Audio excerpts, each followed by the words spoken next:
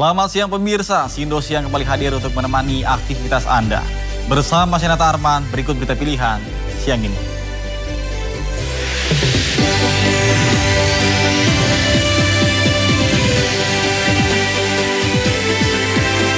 Bukan kemasan minyak kita tidak sesuai dengan takaran, Mentan ancam tutup produsen.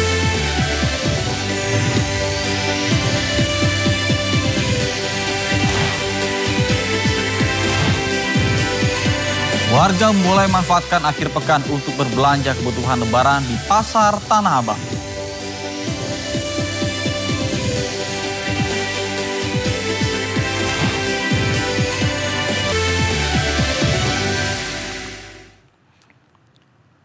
Informasi lainnya pemirsa, banjir luapan Sungai Citarum merendam 3 kecamatan di Kabupaten Bandung, Jawa Barat.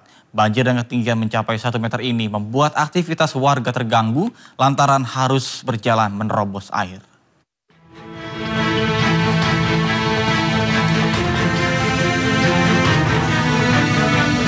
Salah satu lokasi banjir terparah akibat luapan Sungai Citarum terjadi di Kampung Bojong Asih, Desa Dayakolot, Kabupaten Bandung.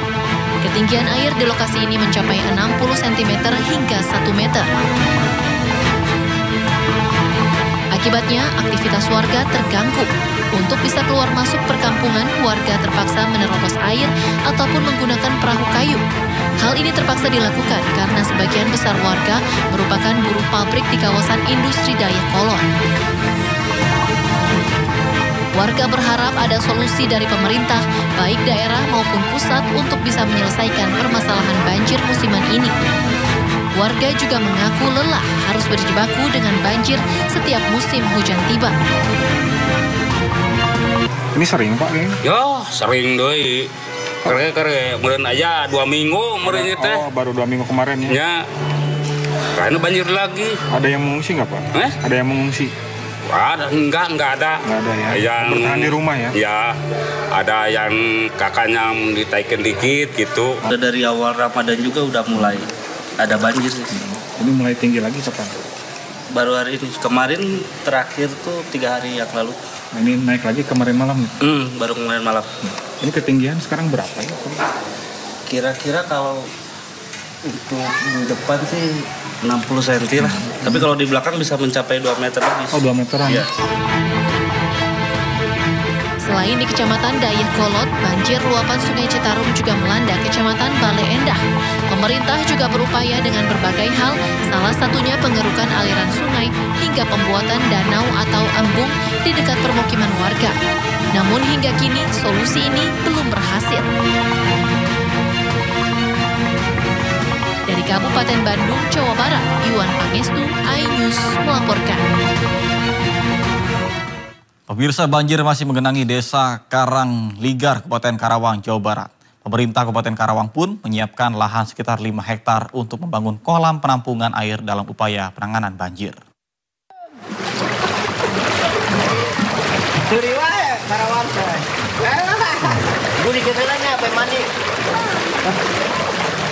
Banjir yang menerjang Desa Karangligar, Karawang, Jawa Barat sejak 5 hari lalu kini mulai berangsur surut. Meski demikian, saat ini ketinggian air masih mencapai 1 meter lebih. Sejumlah warga pun sudah kembali ke rumahnya masing-masing untuk membersihkan rumahnya dari endapan lumpur. Sementara itu, pemerintah Kabupaten Karawang telah melakukan koordinasi dengan Balai Besar Wilayah Sungai Citarum, Jawa Barat dalam upaya penanganan banjir di Desa Karangligar, Kecamatan Teluk Jambe Barat. Nantinya lahan seluas 5 hektar akan dibangun pada tahun ini sebagai kolam penampungan air. Nah kemarin pasca banjir di Kabupaten Karawang, Pak Menteri hari Rabu kemarin datang ke Karawang, beliau meninjau dan beliau menyampaikan bahwa pekerjaan tentunya yang di Desa Karangligar, nah itu kan selalu menjadikan banjir tahunan. Nah ini insya Allah akan dikerjakan langsung oleh BBWS. Bahkan kemarin saya langsung kedatangan Pak Dian selaku Kepala BBWS dan insya Allah tahun sekarang akan dikerjakan. Diketahui banjir yang terjadi di Desa Karangligar ini diakibatkan oleh luapan Sungai Cibeet. Jika tinggi permukaan air Cibeet dan Citarum tinggi, maka air akan meluap ke permukiman warga. Dari Karawang, Jawa Barat, Rudi Setiawan, iNews melaporkan.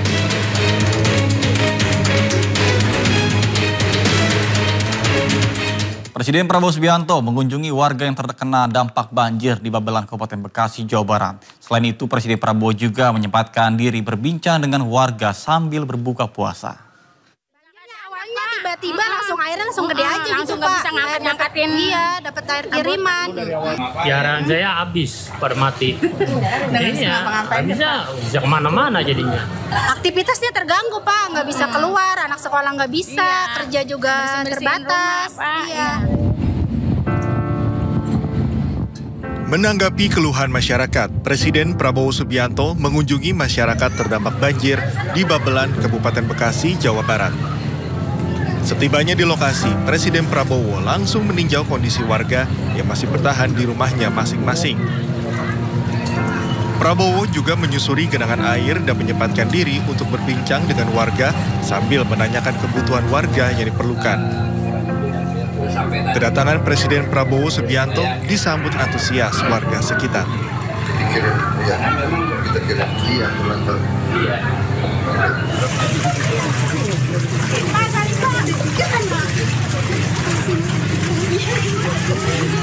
Umurnya berapa? 15? Kelas berapa? Kelas 9. Di sela kunjungannya, Presiden Prabowo langsung memerintahkan pihak terkait untuk segera menanggapi dan memenuhi kebutuhan dasar masyarakat yang terdampak bencana banjir. Kabupaten Bekasi, Kecamatan Babelan. Ya tapi mereka makannya belum sampai. Belum. Di Kecamatan Babelan.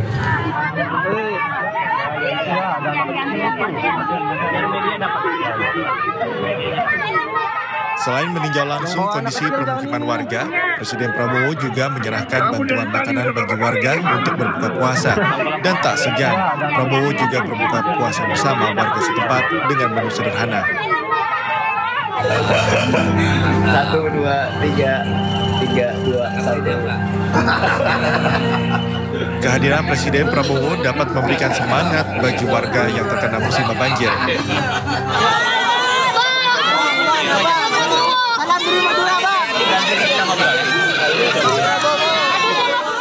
Pemerintah juga berkomitmen akan terus memantau kondisi warga terdampak banjir serta memastikan distribusi bantuan berjalan lancar.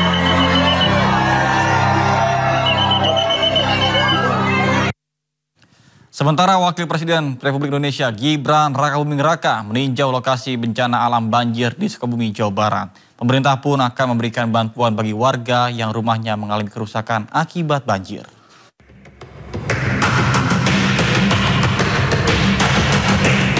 Wakil Presiden Republik Indonesia Gibran Rakabuming Raka didampingi oleh Kepala BNPB dan Wakil Menteri PUPR meninjau lokasi terdampak bencana alam banjir di Kampung Gumelar, Palabuhan Ratu, Kabupaten Sukabumi. Dalam kunjungan kali ini, Wapres Gibran berusukan ke gang-gang kecil untuk meninjau lokasi rumah warga yang rusak akibat diterjang banjir luapan Sungai Cipalabuhan Kamis malam. Selain meninjau permukiman warga yang terdampak banjir, Wapres Gibran juga meninjau jembatan Cidadak di Kampung Bojongkopo, Kecamatan Simpenan yang amblas dalam 5 meter akibat luapan Sungai Cidadak. Sementara itu, ratusan rumah warga yang rusak akibat diterjang banjir akan mendapatkan ganti rugi dari BNPB. Pada saat tanggap darurat ini pembersihan material-material rumah-rumah yang kotor ini dibantu ya oleh pemerintah daerah, pemerintah pusat lewat BNPB, TNI Polri oleh Kodim ya, ini dan Polri ini sebentar lagi juga akan melaksanakan bantuan kepada masyarakat membersihkan rumah-rumahnya yang jadi rumah yang rusak ringan itu mendapat bantuan 15 juta, yang rusak sedang 30 juta. Hingga saat ini jumlah rumah yang rusak akibat terendam banjir sebanyak 155 rumah yang dihuni 156 kepala keluarga. Sementara itu korban tewas berjumlah 3 orang dan 5 orang lainnya masih hilang. Dari Sukabumi, Jawa Barat, Budi Setiawan, Ainus melaporkan. Sementara itu Gubernur Jawa Barat Deddy Mulyadi terjun ke Sungai Cipalabuhan, Sukabumi, Jawa Barat usai banjir bandang menerjang pemukiman. Deddy membantu membersihkan sungai dan mendalami faktor-faktor penyebab terjadinya banjir.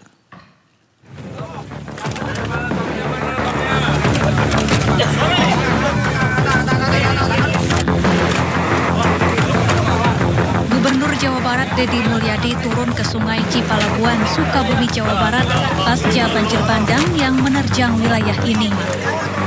Bersama warga dan sejumlah pejabat daerah setempat, Dedi basah kuyup membersihkan sampah yang menutupi aliran sungai. Sampah kayu dan rumah tangga berserakan serta menyumbat aliran sungai. Ia kemudian meminta warga untuk lebih peduli terhadap lingkungan dengan menjaga kebersihan sungai. Selain itu, pendangkalan sungai dan penggundulan hutan menjadi faktor penyebab terjadinya banjir. Hasil dari pantauan Pak Gubernur sendiri. Ini bukan mantau, ini bantu Kapolres, bantu Pak Dandim, bantu Pak Bupati untuk ngeringanin beban yang ada di sini. Beban bencana itu kan beban semua. Ini kan halnya sederhana, satu ya sungainya mengalami pendangkalan, walaupun bulan Desember sudah dikeruk. Yang kedua, jembatannya lurus. Nanti jembatannya dibongkar, dibuat melengkung. Ya, nanti saya bangun jembatannya. Yang ketiga, warganya jorok. Buang sampah ke sungai. Yang keempat, hutannya rusak. Pohonnya dibabatin. Yang kelima, ini gila semua. Ya. Sebelumnya banjir bandang merendam sedikitnya 150 rumah. Hingga kini tercatat 3 orang tewas dan 5 lainnya hilang. Dari Sukabumi, Jawa Barat, Budi Setiawan, iNews melaporkan.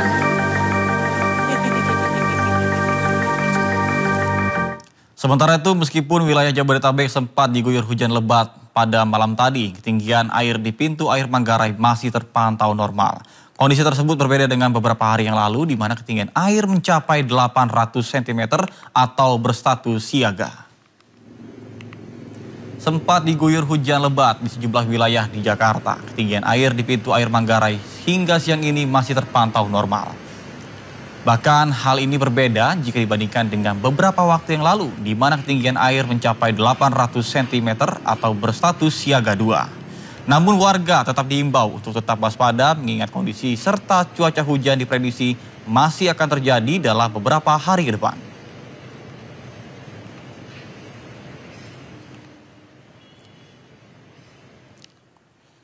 Bersama kami di Sindo Siang bersama saya Nata Arman. Pemirsa, pasar Tanah Abang mulai ramai digandrungi pembeli kurma. Omset para pedagang pun mengalami peningkatan dari hari biasanya.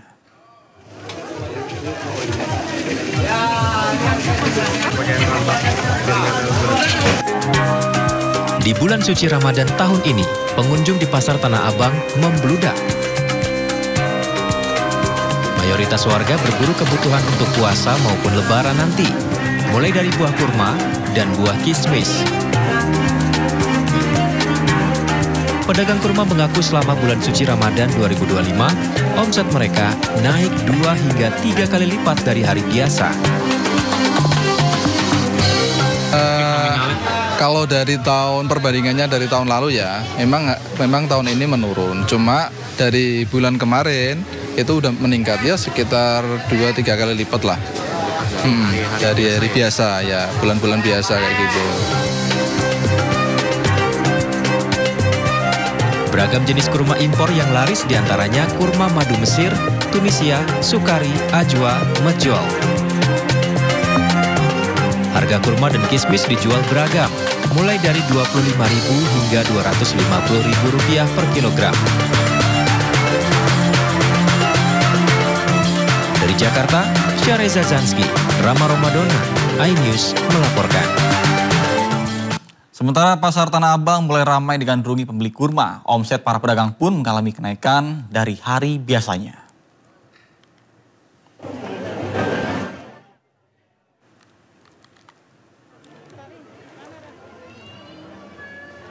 Tidak hanya aneka kurma, menyambut lebaran, pasar Tanah Abang Jakarta juga dipadati oleh dagangan bernuansa lebaran. Beragam edisi baju muslim dijajarkan untuk mewarnai Idul Fitri nanti. Meski lebaran masih sekitar 3 minggu lagi, namun para pembeli sudah mulai berbelanja untuk memenuhi kebutuhan di pasar Tanah Abang. Salah satu yang paling banyak diminati adalah baju koko dengan beragam jenis kurta dengan harga kisaran Rp185.000.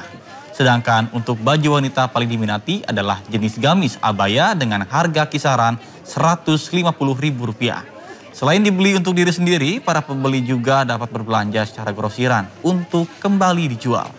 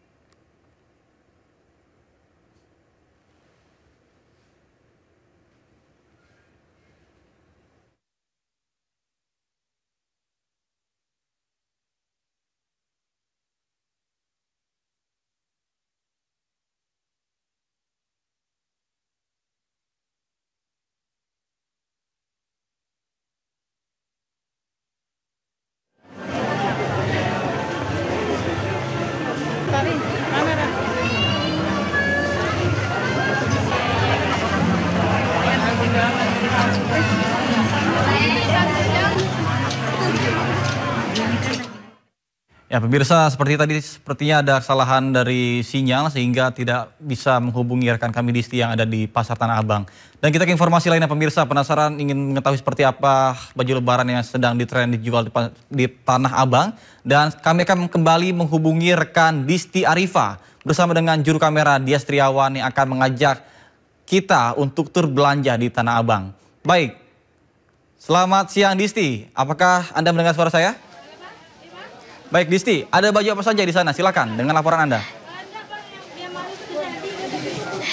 Ya, selamat siang Nata dan juga pemirsa. Betul sekali, saat ini saya berada di Pasar Tanah Abang, Jakarta. Yang mana ini saya juga sedang melihat-lihat nih, ramai sekali, banyak sekali jenis ragam baju muslim yang sudah tersedia di Pasar Tanah Abang ini. Yang memang ini dijajakan untuk nantinya dapat mewarnai Hari Raya Idul Fitri 2025 ini. Nah, meskipun Idul Fitri ini masih sekitar 3 minggu lagi, namun sudah banyak, sudah ramai sekali ini pedagang yang menjual ragam jenisnya baju muslim. Begitupun juga masyarakat tampaknya ini sudah mulai berburu lebih awal untuk mencari jenis dan juga kebutuhan-kebutuhan untuk nantinya Hari Raya Idul Fitri nanti. Nah, ini kita bisa melihat beberapa macam ya jenisnya baju-baju edisi Lebaran nanti. Tadi saya juga sudah sempat berdiskusi dengan sejumlah pedagang. Memang kalau untuk baju muslim ini yang lagi tren sepertinya ini adalah jenis abaya, yang mana ini paling banyak diminati oleh masyarakat. Dan di Pasar Tanah Abang ini tidak hanya dapat dibeli satuan, tapi juga bisa secara grosiran. Dimana kalau untuk harga, tadi kalau untuk jenis abaya ini ada di harga di Rp150.000. Sementara kalau dibeli secara grosiran itu dapat menjadi di harga Rp135.000. Nah, tidak hanya baju muslim wanita, juga banyak juga untuk jenis baju koko pria yang dapat dibeli untuk nantinya di Hari Raya Idul Fitri. Di mana Karena kalau untuk jenis baju koko pria ini ada jenis kurta yang paling banyak diminati dan dijual dengan harga di Rp185.000. Nah, tapi kalau juga dibeli secara grosiran itu juga dapat potongan harga di harga Rp150.000 dengan minimal pembelian 3 pieces. Memang untuk pasar Tanah Abang ini masyarakat memilih untuk belanja di sini baik dari warga Jakarta ataupun juga warga sekitarnya karena menilai bahwa di pasar Tanah Abang ini cukup lengkap. Kemudian juga untuk kualitas ini tidak kalah dari pusat perbelanjaan seperti mall. Kemudian juga harga ini juga terjangkau ya, ramah di kantong, sehingga banyak sekali masyarakat dari warga Jakarta ataupun juga sekitarnya memilih berburu baju lebaran di sini. Nah, tidak juga hanya untuk baju muslim, banyak lagi kebutuhan-kebutuhan Idul Fitri lainnya seperti sajadah, kemudian juga perlengkapan sholat lainnya dan lain jenisnya. Nah, untuk keramaian ini tadi kami memantau ini sudah dari sejak di area pintu masuk, kemudian juga di sejumlah toko, khususnya ini di lantai LG yang memang mayoritas adalah pedagang-pedagang baju muslim dan juga kebutuhan-kebutuhan ibadah ya, kebutuhan sholat yang tujuan mereka ini masyarakat datang untuk berburu yang nantinya akan mereka kenakan pada saat Idul Fitri. Nah, tadi saya juga sempat berbincang ya dengan pedagang bahwa memang untuk keramaian ini sudah dimulai sejak dari pagi hari hingga sore hari, dan bahkan nantinya diprediksi ini semakin mendekati ke hari raya Idul Fitri ini akan semakin ramai. Nata. Baik, terima kasih Adisti atas laporannya dari kawasan Tanah Abang, Jakarta Pusat. Selamat bertugas kembali dan salam sehat. Pemirsa, meskipun lebaran masih lama, namun ratusan warga di Sidoarjo mulai ramaikan antrian penukaran uang baru yang dibuka Bank Indonesia secara keliling di alun-alun Sidoarjo, Jawa Timur. Uang ini nantinya akan dibagikan sebagai salam tempel saat lebaran tiba.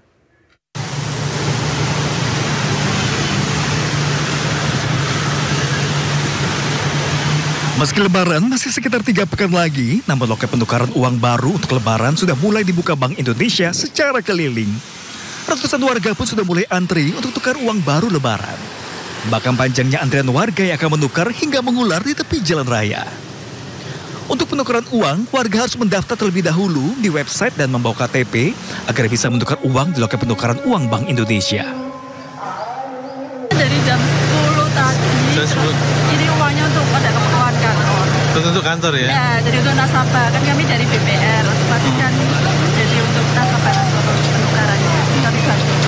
Nah, gampang sekali, cuma tinggal dari web, nanti tinggal di print, di sini cuma bawa KTP aja. Untuk lebaran Pak? Untuk lebaran ya? Lebaran berbagi dengan sanak, famili, ponakan-ponakan. Tiap tahun Pak, kemarin tahun lalu saya antri di Pasuruan malah. Sementara Bank Indonesia membatasi nilai penukaran maksimal 4,3 juta rupiah untuk per orangnya. Ini pertama kali di Sidoarjo, Pak. Kuotanya di sini 350 penukar yang sudah terdaftar di website pintar.bi.go.id. Orang maksimal 4.300.000, pecahan 50.000 1.500.000, pecahan 20.000-nya 500.000, 10.000-nya 1 juta, 5.000-nya 1 juta, kemudian 2.000-nya 200.000 dan 1.000-nya 100.000. Rencananya, loket keliling penukaran uang baru Bank Indonesia ini akan melayani pelayanan ke sejumlah kota, kabupaten di Jawa Timur, dengan titik penukaran ada sejumlah titik keramaian, seperti alun-alun, pusat perbelanjaan, dan sejenisnya. Dari Sidoarjo, Jawa Timur, Pramono Putra, iNews melaporkan. Pemirsa, jelang arus mudik, pemerintah terus melakukan perbaikan jalur mulai dari provinsi hingga kabupaten. Pekerjaan jalan dilakukan dengan metode tambal sulam ini diharapkan dapat rampung sebelum musim mudik lebaran.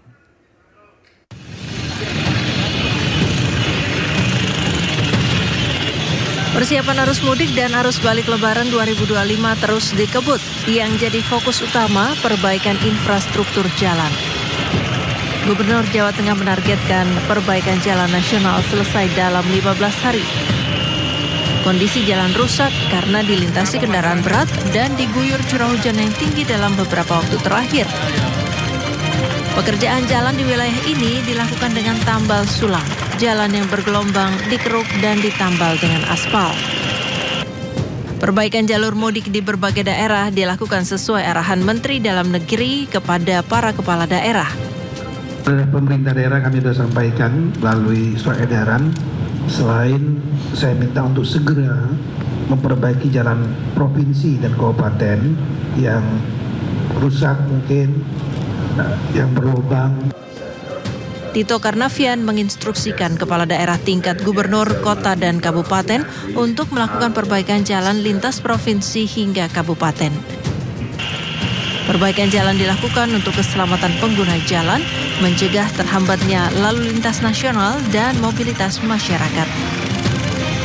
Dari Kendal, Jawa Tengah dan Jakarta, Edi Prayitno, Rian Rahman, Seto Pratomo, iNews melaporkan.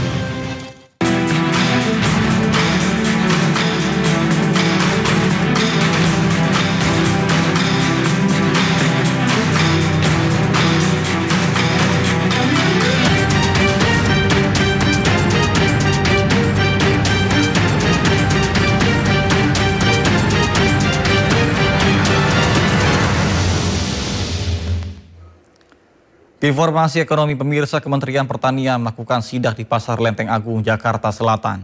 Dalam sidak tersebut, Mentan masih menemukan beberapa minyak kita kemasan botol yang tidak sesuai dengan takaran. Pak Menteri.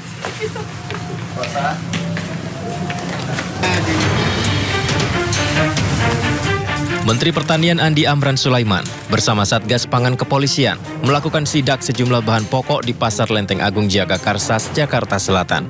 Rp18.000. Masih atas saya itu berarti ya? Dalam sidak tersebut, Mentan menemukan beberapa produsen minyak kita kemasan botol 1 liter yang tidak sesuai takaran tertulis. Saat dilakukan pengecekan langsung di lokasi, minyak kita kemasan botol hanya terisi 750 hingga 800 liter. Berbeda dengan kemasan minyak kita plastik yang takarannya pas. Menteri Pertanian Andi Amran Sulaiman mengatakan, dengan adanya temuan ini, pihaknya akan menindak tegas kepada para produsen minyak kita yang mengeluarkan kemasan botol merek minyak kita dengan ukuran 1 liter, tapi tidak sesuai takaran. Kami minta ada PT-nya nih, PT Arta Eka Global Asia. Kami minta diproses, kalau terbukti ditutup. Kami minta diproses, bila terbukti disegel ditutup. Nggak boleh, ini merugikan rakyat Indonesia, merugikan masyarakat yang sedang melaksanakan ibadah puasa. Dan di luar ibadah puasa, ini tidak boleh terjadi. Di sini tertulis 1 liter, tetapi hanya 0,75 liter, 0,8 liter. Pemerintah tak main-main dalam penindakannya ini, sehingga ke depan akan memastikan langsung ke produsen minyak kita. Dari Jakarta, Rizky Falufi, iNews melaporkan.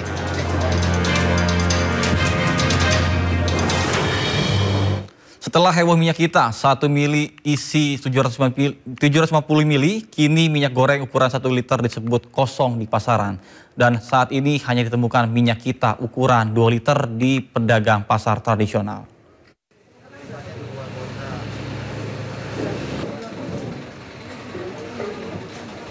Usai dihebohkan dengan penemuan kemasan minyak kita yang tak sesuai dengan isinya, kini di pasar tradisional sulit ditemukan minyak kita ukuran 1 liter.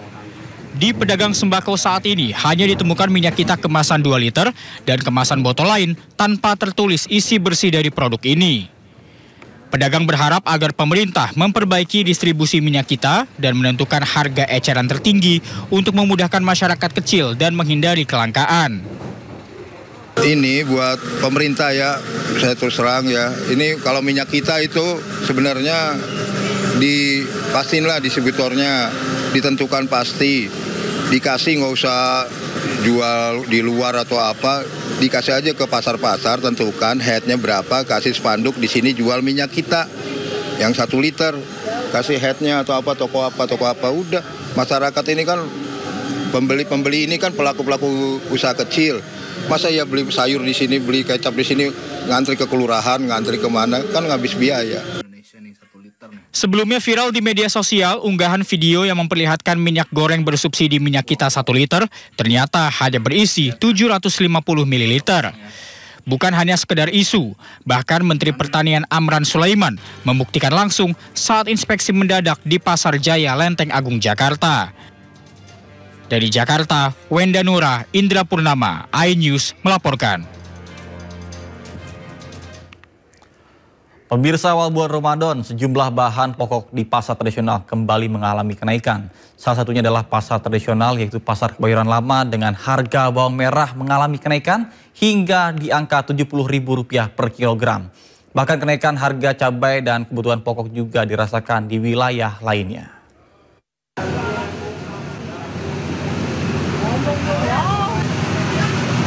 Pada awal bulan Ramadan, sejumlah bahan pokok di pasar tradisional mengalami kenaikan harga. Salah satunya di Pasar Kebayoran Lama, Jakarta Selatan. Bawang merah menjadi salah satu komoditas yang mengalami kenaikan tertinggi di awal bulan Ramadan. Normalnya harga bawang merah di angka Rp40.000 per kilogram, sekarang melonjak hingga Rp60.000–Rp70.000 per kilogram. Alasan kenaikan bawang merah disebut karena ketersediaannya tidak terlalu banyak karena faktor cuaca. Ini udah mending agak turun ya. Untuk kenaikan harganya itu biasanya karena apa sih? Karena nggak ada barang. Di sononya ya nggak ada barang, apa disimpan nggak tahu ya.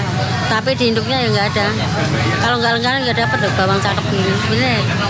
Kalau orang yang biasa-biasa beli cuma dikit, nggak beli bawang kupas, nggak beli bawang ini, nggak boleh. Nggak ada katanya gitu. Nggak ada barangnya gitu.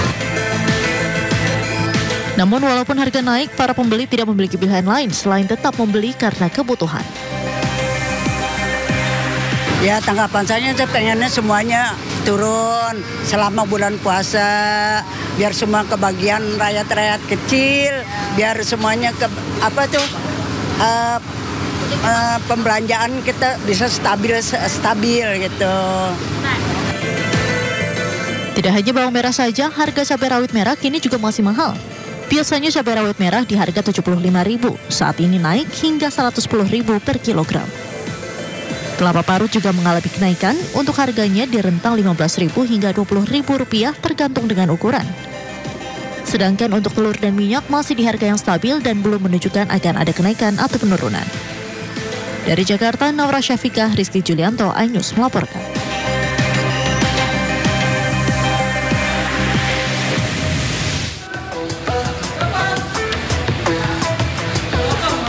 Kurangnya pasokan bahan pokok ditambah memasuki bulan puasa di Kabupaten Tangerang, Banten, harga cabai keriting, cabai rawit, dan bawang merah mulai naik signifikan, mencapai Rp40.000 hingga Rp90.000 per kilogram. Jika biasanya cabai keriting merah dijual hanya Rp25.000 per kilogram, kini dijual Rp40.000 per kilogram. Sementara untuk rawit, meroket naik sebelumnya Rp70.000 menjadi Rp90.000 per kilogram. Dan bawang merah dari Rp30.000 menjadi Rp50.000. Akibat kenaikan harga tersebut, sejumlah pembeli mengeluh harus mengeluarkan uang lebih banyak. Ini gimana nih Bu? Ada kenaikan Bu? Atau ngeluh lah. Ada dikurangin jadinya belanjanya Bu ya? Iya. Harapannya nih Bu bagi pemerintah nih gimana nih Bu? Harapannya menurun lagi. Normal lagi ya Bu ya? Iya, normal. Ya bagi masyarakat mah kenaikan ya berat lah. Apalagi keadaan lagi kayak gini, lagi sulit. Sementara di Yogyakarta, faktor cuaca menjadi penyebab utama kenaikan harga cabai, sehingga menyebabkan berkurangnya stok cabai yang dikirim ke para pedagang. Sejak hari pertama puasa, komoditas cabai mengalami kenaikan harga yang cukup tinggi di Pasar Beringharjo, Yogyakarta. Cabai jenis rawit dihargai Rp100.000 per kilogram, bahkan mencapai Rp110.000 pada H+3 bulan puasa. Petikan panenan cabai sendiri sedikit, permintaan banyak tapi kesediaan barang sedikit. Sedangkan sejumlah komoditas sayuran juga mengalami kenaikan Rp2 hingga Rp3.000. Tim Liputan iNews melaporkan. Pemirsa, Presiden Prabowo Subianto mengundang legenda investasi asal Amerika Serikat, Ray Dalio, guna mendalami Badan Pengelola Investasi Danantara. Pertemuan keduanya berlangsung di Istana Kepresidenan Jakarta. Dalam pertemuan itu, secara terbuka Presiden Prabowo Subianto menyampaikan jika dirinya membutuhkan nasihat-nasihat yang kritis terkait dengan BP Danantara. Prabowo juga menyebut jika diperlukan keberanian untuk belajar dari satu sama lain sebagai kunci kesuksesan penyelenggaraan BP Danantara agar aset-aset Indonesia bisa terjaga dan dikelola dengan sebaik-baiknya untuk rakyat. Dalam kesempatan ini juga Prabowo juga mengumpulkan tokoh-tokoh ekonomi Indonesia di bidang swasta yang sudah berpengalaman puluhan tahun dalam bisnis dan investasi.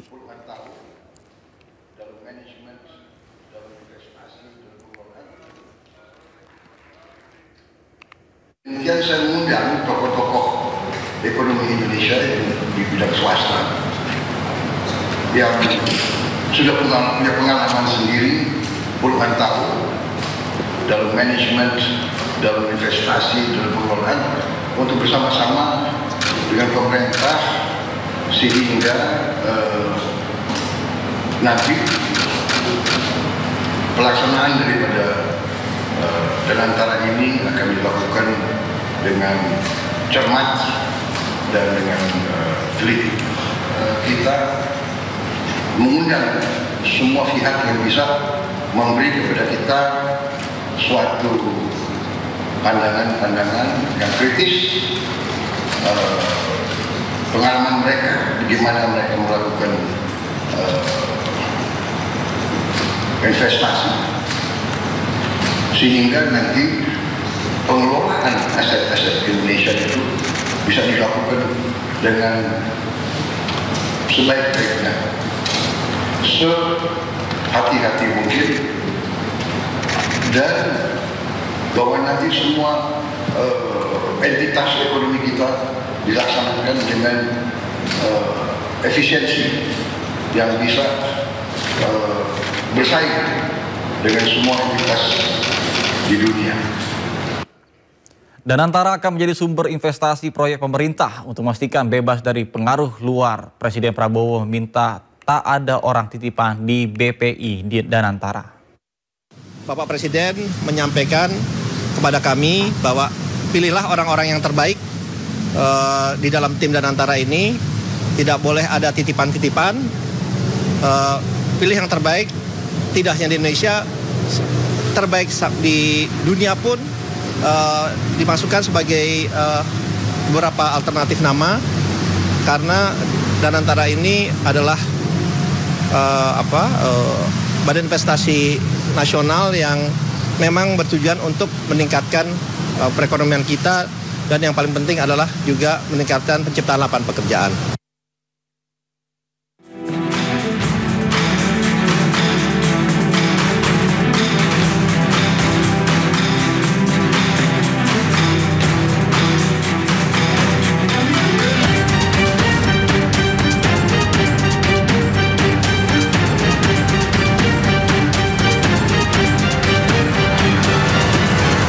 Pemirsa, KPK menetapkan Sekjen DPR RI Indra Iskandar sebagai tersangka kasus dugaan korupsi dalam perlengkapan rumah jabatan anggota DPR tahun anggaran 2020. Indra Iskandar ditetapkan sebagai tersangka bersama dengan 6 orang lainnya.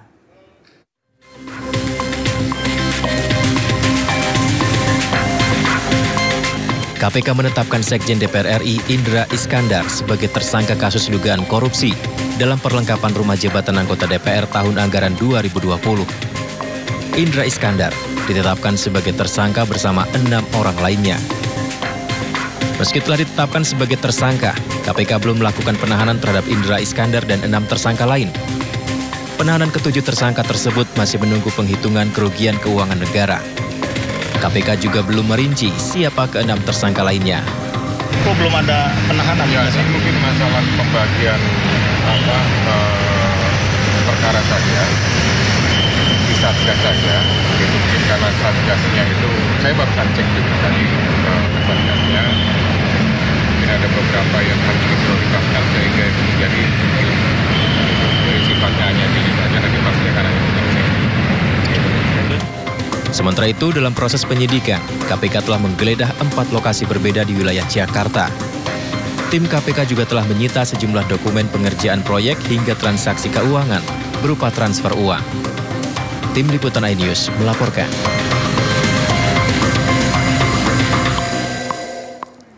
Terkait dengan kasus mega korupsi Pertamina, Jaksa Agung Sanitiar Burhanuddin membuka peluang akan menerapkan tuntutan hukuman mati kepada para tersangka dalam kasus korupsi tata kelola minyak mentah dan produk kilang PT Pertamina periode 2018-2023. Peluang tersebut terbuka lantaran korupsi dilakukan saat Indonesia tengah menghadapi pandemi COVID-19.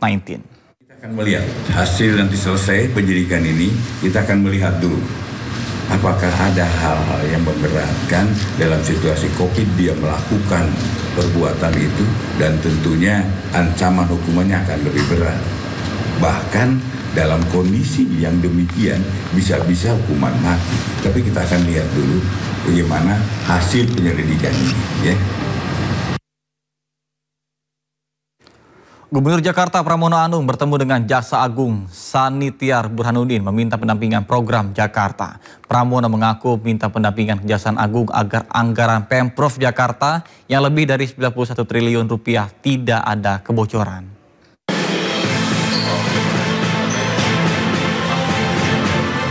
Gubernur Jakarta Pramono Anung berserta rombongan melakukan pertemuan dengan Jaksa Agung Sani Tiar Burhanuddin dan jajarannya di kantor Kejaksaan Agung Jakarta. Dalam pertemuan yang berlangsung 1 jam ini, Pemprov Jakarta berharap Kejaksaan Agung mau mendampingi mereka dalam berbagai program yang akan dijalankan. Sebab berbagai program Pemprov Jakarta yang menjadi pusat perekonomian global dan epicentrum ekonomi Indonesia cukup banyak. Pramono mengaku meminta pendampingan Kejaksaan Agung agar anggaran Pemprov Jakarta yang lebih dari 91 triliun rupiah tidak ada kebocoran. Juga kepada Bapak Jaksa Agung kami telah dan akan mengadakan audit yang ada supaya nanti pemerintahnya betul-betul bisa berjalan dengan baik. Dan kami bersyukur Bapak Jaksa Agung menyambut dengan sangat baik dan beliau berkenan untuk melakukan pendampingan. Tetapi pendampingan ini bukan yang bersifat seperti yang dulu-dulu, tetap keleluasaan diberikan kepada pemerintah Jakarta, tetapi hal yang menyangkut aspek hukum kami akan selalu berkonsultasi dengan Kejaksaan. Sementara Jaksa Agung Sani Tiar Burhanuddin pun menyambut baik kedatangan jajaran Pemprov Jakarta. Burhanuddin memastikan Kejaksaan Agung akan mendukung segala program yang akan dijalankan Pramono beserta jajaran. Kedatangan beliau adalah bahwa di akhir awal jabatannya dan ada beberapa hal yang beliau sampaikan kepada kami. Tapi yang utamanya adalah beliau meminta untuk Kejaksaan melakukan pendampingan agar di dalam pelaksanaan kegiatan pembangunan khususnya Jakarta tidak ada hal-hal yang akan Burhanuddin juga memastikan pendampingan akan dilakukan pihak Kejaksaan terhadap berbagai program Pemprov Jakarta. Tim Liputan iNews melaporkan. Pemirsa, kasus korupsi yang kerap menggerogoti tanah air menjadikan Indonesia menduduki posisi ke-99 negara terkorup versi Lembaga Anti Korupsi Dunia.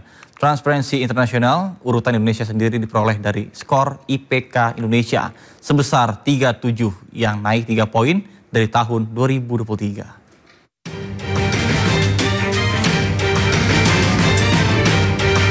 Banyaknya kasus korupsi yang terjadi di Indonesia membuat Indonesia masih menjadi salah satu negara terkorup di dunia. Dalam Indeks Persepsi Korupsi 2024 yang dirilis Lembaga Anti Korupsi Dunia, Transparency International, Indonesia berada di urutan 99 dari 180 negara terkorup di dunia. Paling bersih urutan pertama dan paling buruk atau terkorup di urutan 180. Urutan Indonesia sendiri diperoleh dari skor IPK Indonesia sebesar 37 yang naik 3 poin dari tahun 2023. Meski naik 3 poin, namun angka ini belum cukup untuk menyatakan bahwa Indonesia bebas dari korupsi. Kalau menurut saya justru ini harusnya jadi pacuan lagi buat aparat penegak hukum biar bekerjanya lebih giat lagi gitu, bisa mengungkap kasus-kasus korupsi lainnya. Dan yang terpenting pencegahannya sih Mbak gitu, karena kan kayaknya di kita lebih banyak tangkap tangan, lebih banyak pengungkapan, tapi pencegahannya masih kurang. Konteksnya harus dilihat bahwa beberapa tahun kebelakangan kan indeks kita selalu merosot, bahkan sempat menjadi di titik nadir ya. Jadi kayaknya itu justru bukan jadi hal yang harus dibanggakan, justru emang ya harus ditingkatkan lagi aja, bukan jadi hal yang dibanggakan lah intinya kayak gitu. Indeks Persepsi Korupsi atau IPK merupakan survei yang dilakukan setiap tahun oleh Lembaga Anti Korupsi Dunia, Transparency International. Survei ini mengukur resiko korupsi sektor publik di 180 negara. Hasil survei tergambar melalui skor dengan rentang 0 yang berarti sangat korup hingga 100 yang berarti sangat bersih.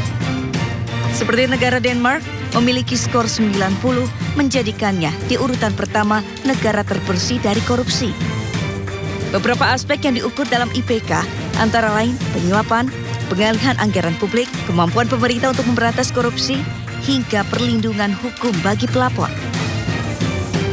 Tim Liputan iNews melaporkan. Pemirsa, Sekretaris Kabinet Letkol Teddy Indra Wijaya bersama dengan Menteri Sosial Saifullah Yusuf meninjau rencana lokasi sekolah rakyat yang ada di Sentra Terpadu Panggudi Luhur, Bekasi, Jawa Barat.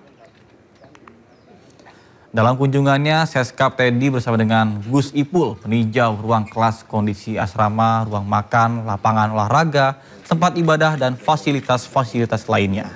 Mereka mengelilingi kompleks STPL seluas 16 hektar. Gus Ipul mengatakan kunjungan Seskap Teddy ke STPL ini merupakan tindak lanjut setelah dirinya melaporkan tahapan rencana pendirian sekolah rakyat ke Presiden Prabowo Subianto pada beberapa waktu lalu. Sekolah rakyat akan diperuntukkan terutama bagi anak-anak dari keluarga miskin dan miskin ekstrim. Dengan konsep boarding school atau asrama, anak-anak tersebut akan diberikan pendidikan dan pembentukan karakter. Bahkan anak-anak tersebut bisa mengenyam pendidikan di sekolah rakyat mulai dari jenjang SD, SMP, dan SMA secara cuma-cuma. Melalui pendidikan sekolah rakyat, anak-anak diharapkan bisa melanjutkan sekolah ke jenjang perguruan tinggi. Melalui peningkatan pendidikan dan kualitas kehidupan yang didapatkan dari sekolah rakyat ini, diharapkan mata rantai kemiskinan dapat terputus. Keluarga miskin dan miskin ekstrim pun bisa bangkit dan berkontribusi secara aktif menciptakan Indonesia Emas 2045.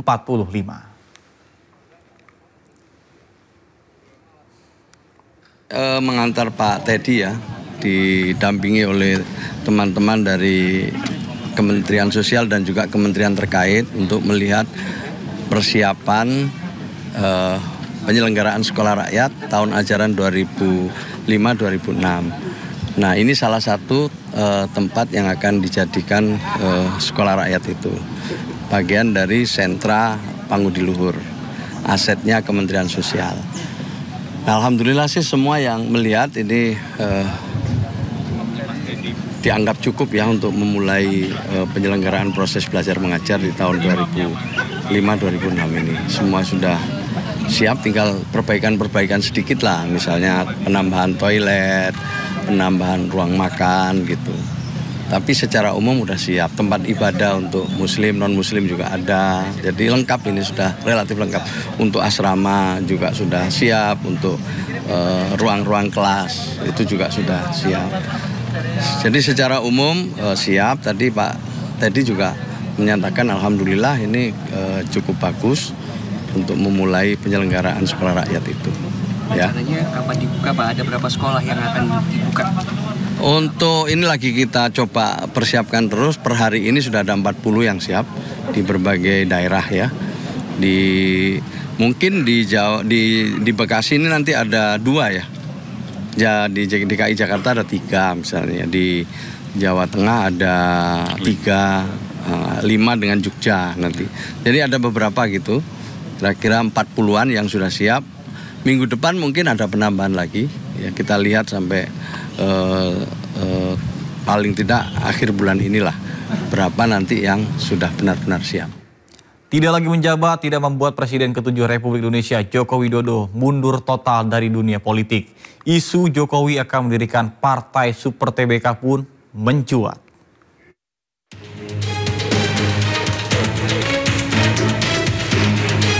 Setelah sebelumnya Presiden ke-7 RI Joko Widodo diisukan akan bergabung dengan Partai Golkar, namun hingga kini belum terwujud. Jokowi pun diisukan akan membuat partai sendiri. Partai dengan konsep Super TBK akan diisi oleh relawan Jokowi. Nantinya partai ini akan super terbuka, pemilihan ketuanya pun dipilih oleh seluruh anggotanya. Itu memang ada ide gagasan untuk membuat partai seperti P3. Yang saya sampaikan juga kepada relawan-relawan, tanggapannya seperti apa terhadap gagasan ini. Partai yang terbuka,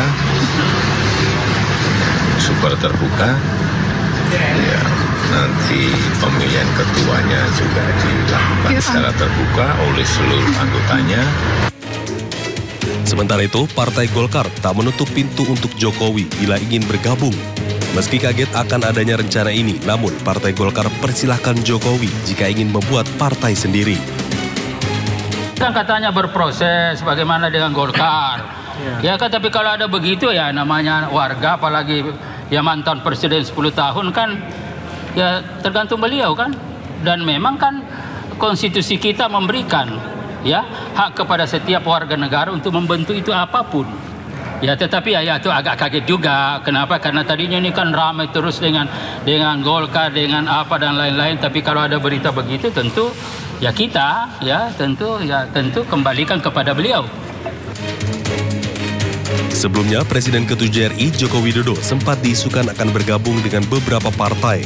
Namun, hingga kini, mantan politisi PDI Perjuangan ini belum juga berlabuh dengan partai baru.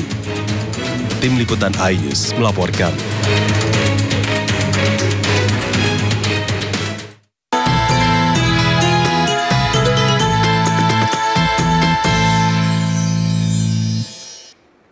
Informasi lainnya pemirsa, menjalankan ibadah puasa rupanya tidak menjadi halangan untuk melakukan aktivitas olahraga.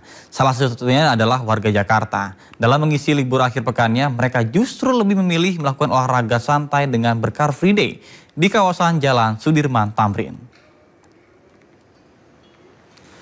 Inilah suasana di hari area bebas kendaraan atau Car Free Day di bulan suci Ramadan pada Minggu pagi. Masih banyak masyarakat yang memanfaatkan hari bebas kendaraan untuk berolahraga meskipun sedang berpuasa.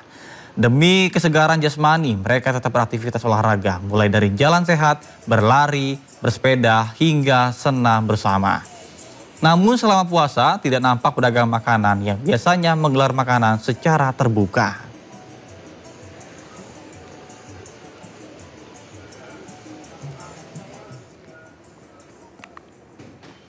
Sebuah masjid berusia lebih dari 1 abad terdapat di Boyolali, Jawa Tengah. Warga pun, maksud kami walaupun sudah tua, masjid peninggalan Raja Keraton Surakarta ini tidak pernah sepi dari jemaah.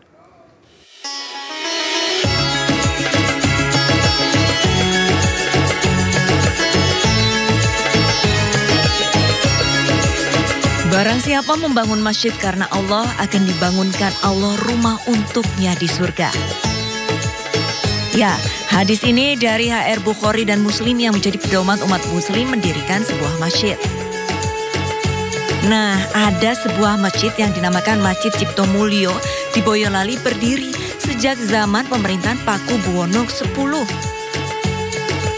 Selain namanya yang unik, yaitu menggunakan bahasa Jawa, bangunan Masjid Cipto menampilkan desain Jawa kuno yang berbentuk limasan dan menyerupai pendopo. Masjid ini memiliki 5 pintu utama, di mana semuanya terletak di bagian depan bangunan masjid. Di atas setiap pintu diberikan ukiran yang disisipkan tulisan PB10, sebagai tanda bahwa masjid tersebut dibangun pada masa pemerintahannya.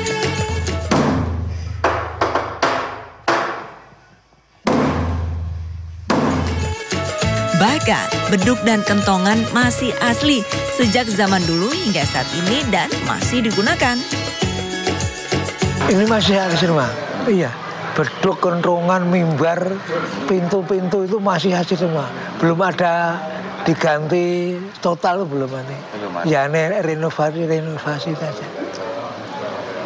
Perbaikan saja. Nah, total enggak ada. Nah, tambahan depan itu ada tambahan itu karena jamaahnya kan bludak begitu bahasa Jawa. Nah itu tambahan itu kalau tidak diberi itu jamaahnya kepanasan ya mesake gitu.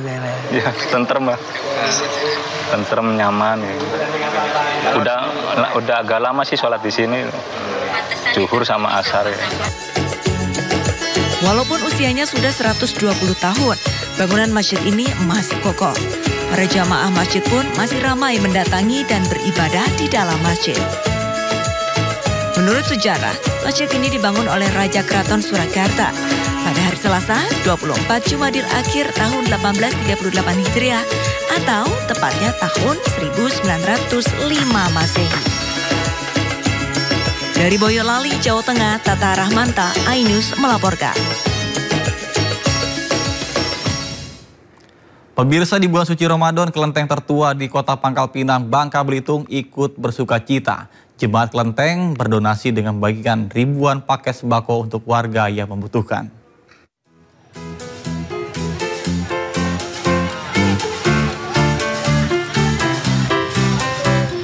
Ada yang berbeda dengan suasana di halaman kelenteng Kuantimiau, Bangka Belitung di bulan Ramadan kali ini. Kelenteng tertua berusia lebih dari 200 tahun di Kota Pangkal Pinang ini membagikan 2.300 paket sembako berupa beras, minyak sayur, serta mie instan kepada masyarakat yang membutuhkan. Bantuan diberikan kepada masyarakat muslim maupun non-muslim agar dapat menjalankan ibadah Ramadan lebih khusyuk. Kegiatan sosial ini merupakan hasil donasi dari Jemaat Kelenteng Kuantimiau dan masyarakat Tionghoa yang sudah dipersiapkan sejak awal tahun. Kan lebih mengurangi beban untuk belanja juga kan, ya kita ambil, ya kan dapat rezeki kan nggak mungkin ditolak kan.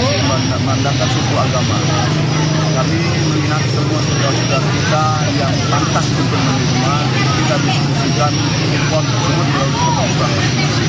Kita dapat sedikit meringankan beban kita, apalagi terutama kita lihat ini bulan suci Ramadan, ya mudah-mudahan dengan sedikit bantuan ini dapat sedikit mengurang beban mereka. Aksi sosial saat Ramadan ini menunjukkan semangat toleransi dan kepedulian antar umat beragama, sekaligus memperkuat kebersamaan di tengah keberagaman di Pangkal Pinang. Dari Pangkal Pinang, Bangka Belitung, Haryanto, iNews melaporkan.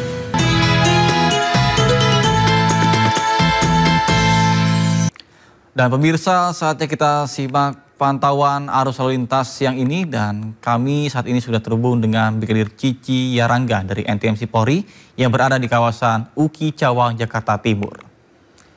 Baik, Brigadir Cici, bagaimana pantauan arus lalu lintas dari tempat Anda melaporkan? Silakan. Ya, terima kasih Nata dan pemirsa. Kita akan pantau bagaimana perkembangan arus lalu lintas tepat di kawasan Cawang Uki. Kondisi arus lalu lintas pada umumnya masih terbilang dalam keadaan relatif lancar dari berbagai arahnya. Bisa dilihat langsung di layar kaca Anda bahwa kendaraan-kendaraan yang berdatangan tepat di belakang saya dari arah Jatinegara yang akan lurus menuju ke arah Cililitan ataupun ke arah Bogor menggunakan Jalan Maijen Sutoyo hingga saat ini dalam keadaan relatif lancar. Terlihat juga petugas kami sedang melaksanakan pengaturan lalu lintas demi membantu kelancaran lalu lintas pada sekitaran kawasan ini.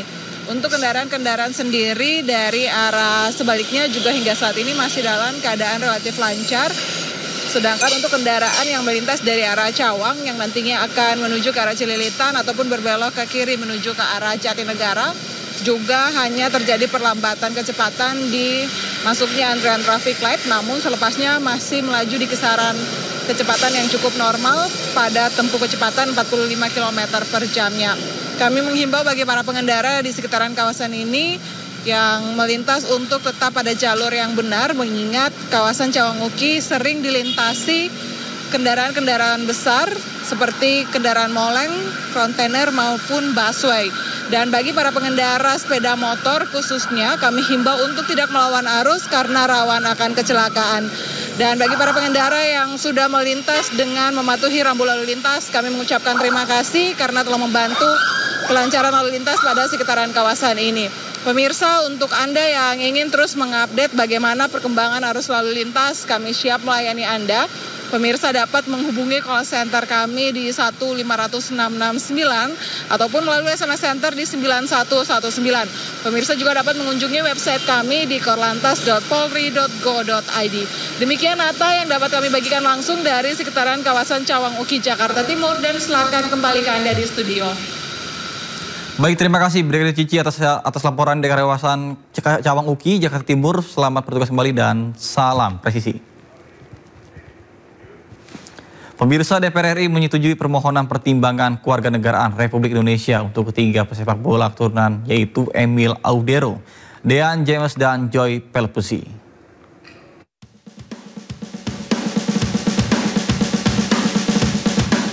DPR RI menyetujui permohonan pertimbangan kewarganegaraan Republik Indonesia untuk 3 pemain keturunan yakni Emil Audero, Dean James, dan Joy Pelupesi. Persetujuan ini diumumkan dalam rapat paripurna yang digelar pada Kamis siang.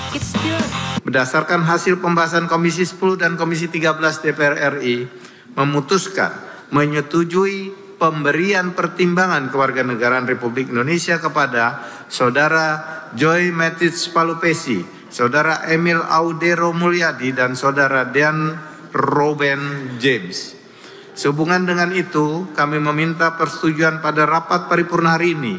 Apakah permohonan pertimbangan pemberian kewarganegaraan Republik Indonesia atas nama tersebut dapat disetujui? Terima kasih. Selanjutnya persetujuan tersebut akan ditindaklanjuti sesuai dengan mekanisme yang berlaku.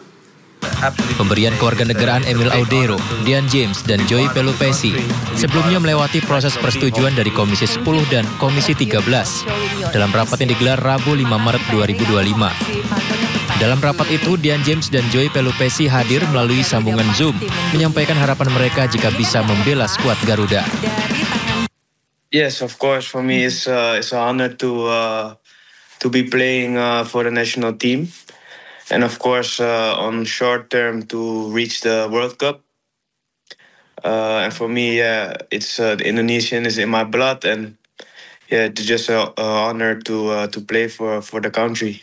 Absolutely the same. It's a big honor to be part of the country, to be part of the national team, hopefully. And first of all, I want to say thank you for having us here to do a lot of work for us. I appreciate that a lot. That means a lot for me because. Yeah, it's the country where my grandfather and grandmother were born. So, that gives me a really warm feeling. And all the things that are going to happen, it goes deep in my heart. So, no, it's really special to hopefully to play for the national team soon. So, that means a lot to me and also to my family. Setelah disetujui, ketiganya menunggu kepres ditandatangani Presiden Prabowo Subianto. Rencananya Presiden RI Prabowo Subianto dijadwalkan menandatangani kepres naturalisasi Dean, Joy, dan Emil tanggal 7 Maret 2025 hari ini. Sementara proses untuk persiapan pengambilan sumpah WNI diagendakan paling lambat tanggal 10 Maret mendatang di KBRI Roma, Italia. Pemirsa, informasi tadi sekaligus mengakhiri Sindo siang hari ini dan Anda bisa mendapatkan informasi terkini dan terbaru melalui platform hadirkan berita daerah nasional dan internasional lengkap di sindonews.com. Mewakili kerabat kerja yang bertugas, saya Nata Arman pamit undur diri. Terima kasih dan sampai jumpa.